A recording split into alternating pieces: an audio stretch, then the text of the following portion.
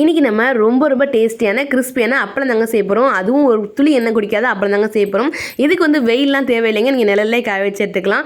ஆனால் நம்ம இன்றைக்கி என்ன செய்ய போதில்லை, இந்த அப்பளத்துக்கு உளுந்து சேர்க்க போகிறது கிடையாது. வாங்க இந்த கிறிஸ்பியான அப்பளம் எப்படி சூப்பராக நல்லா முறுட்டு எண்ணெயே குடிக்காமல் செய்கிறது அப்படின்னு நம்ம இன்றைக்கி பார்த்துடலாம். அதுக்கு முன்னாடி நம்ம சேனல் இப்போ தான் நீங்கள் ஃபஸ்ட் டைம் பார்க்குறீங்க அப்படின்னா நம்ம சேனல் சுஜூஸ் கிச்சனை சப்ஸ்கிரைப் பண்ணி வச்சுக்கோங்க. பக்கத்தில் பெல் ஐக்கான் வரும், அதையும் மறந்து நம்ம கிளிக் பண்ணி வச்சுக்கோங்க. இப்போ வாங்க இந்த அப்பளம் எப்படி சூப்பராக செய்கிறதுன்னு பார்த்துடலாம். என்னடா அப்பளம் செய்யணும்னு சொல்லிட்டு இடியப்பத்தை தூக்கி வச்சிருக்கேனே அப்படின்னு தானே பார்க்குறீங்க. இன்றைக்கி இந்த அப்பளமே நம்ம இடியப்பத்தில் தாங்க செய்ய போகிறோம். வாங்க எப்படி செய்கிறதுன்னு பார்த்துடலாம். இந்த மாதிரி பூவாக எப்படி வந்து இடியப்பம் புளிகிறது அப்படின்னு சொல்லிட்டு ஒரு 10லேருந்து ஒரு 15 டிப்ஸ் அண்ட் ட்ரிக்ஸ் சொல்லி வீடியோ அப்லோட் பண்ணியிருக்கேங்க ஆல்ரெடி. நீங்கள் இன்னும் பார்க்கலன்னா நான் எண்ட் ஸ்க்ரீனில் கொடுக்குறேன், மிஸ் பண்ணாமல் பார்த்து தெரிஞ்சுக்கோங்க. இந்த அப்பளம் செய்கிறதுக்கு ஃபர்ஸ்ட் வந்து என்ன செய்றீங்கன்னா, மீந்து போன இடியப்பம் இருக்கும் இல்லையா, அந்த மீந்து போன இடியப்பத்தை நல்லா கையிட்டு பிசைஞ்சிக்கோங்க.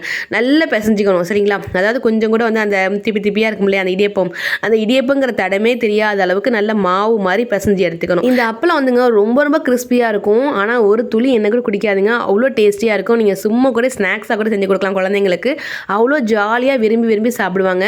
நான் பார்த்தீங்களா எப்படி மாவு பிசைஞ்சிருக்கேன் அப்படின்ட்டு. இந்த அளவுக்கு பிசைஞ்சிட்டு இது கூட ஒரே ஒரு ஸ்பூன் அளவுக்கு நல்லெண்ணெய் சேர்த்துக்கோங்க. ஃப்ளேவர் நல்லா அட்டகாசமாக இருக்கும். அதுக்காகத்தான் நல்லெண்ணெய் சேர்த்து நல்லா பிசைஞ்சிக்கோங்க. மறுபடியும் அந்த எண்ணெய் எல்லாமே வந்து அந்த மாவு கூட கலக்கிற அளவுக்கு பிசைஞ்சு எடுத்துக்கோங்க. இப்போ இதை வந்து என்ன செஞ்சுக்கலாம்னாக்கா, நான் வந்து 2 வகையாக செய்ய போகிறேன். ஒன்று வந்து எதுவுமே சேர்க்காம, அதாவது நார்மல் அப்பளமாக செய்ய போகிறேன். அந்த அப்பளம் செய்கிறதுக்கு என்ன செய்யலாம்னாக்கா, முதல்ல வந்து மாவை நம்ம வந்து 4 பேட்சாக பிரித்து எடுத்துக்கலாங்க. எதனால் அப்படின்னா அப்போ நமக்கு வந்து விளக்க ஈஸியாக இருக்கும்.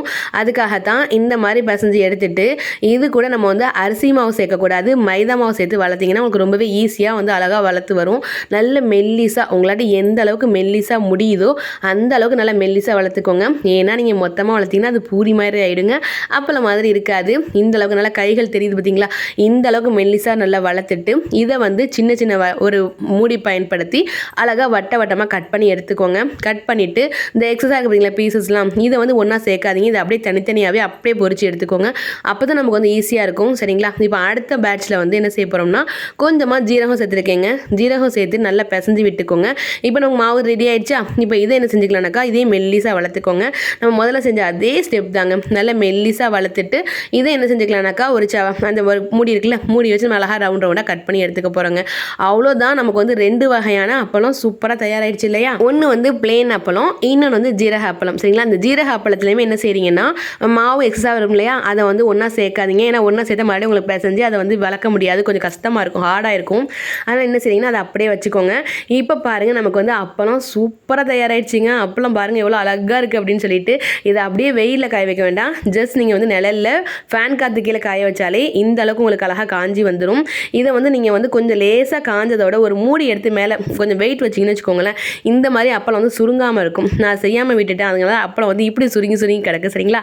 இப்போ இந்த மாதிரி நமக்கு அப்பளம் சூப்பராக தயாராகிடுச்சு இல்லையா. எக்ஸஸாக உள்ள தான் கட் பண்ணி வச்சதே நான் எடுத்து வச்சுருக்கேங்க. இப்போ நம்ம இதை பொரிச்சு எடுத்துக்கலாமா.